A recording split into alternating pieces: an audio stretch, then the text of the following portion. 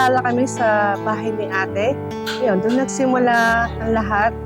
Di ko rin nakalain na matatagpuan ko siya doon sa loob ng bahay. Hindi ko rin talaga ina-expect yung pagkakakilala namin. Hindi ako masyado friendly, kumbaga introvert ako. Yung interest ko, saka interest niya, parang ang layo sa isa't isa.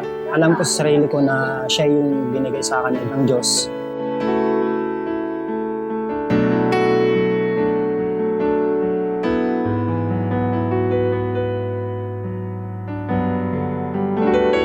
Yung ugali niya talagang kakaiba.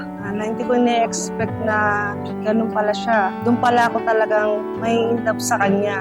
Meron siyang takot sa Diyos. Kasi kapag may takot ka sa Diyos, alam mo yung isang ugali na isang tao. At yung traits, yung mga karakteristik niya, paano siya kumilos.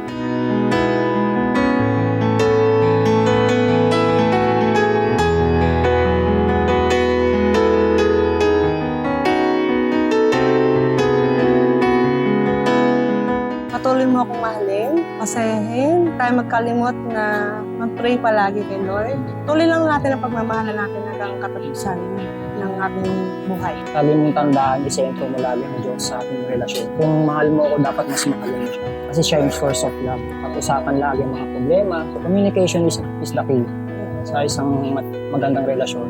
Yun, tandaan mo, malaman kita na hindi kita iiwan.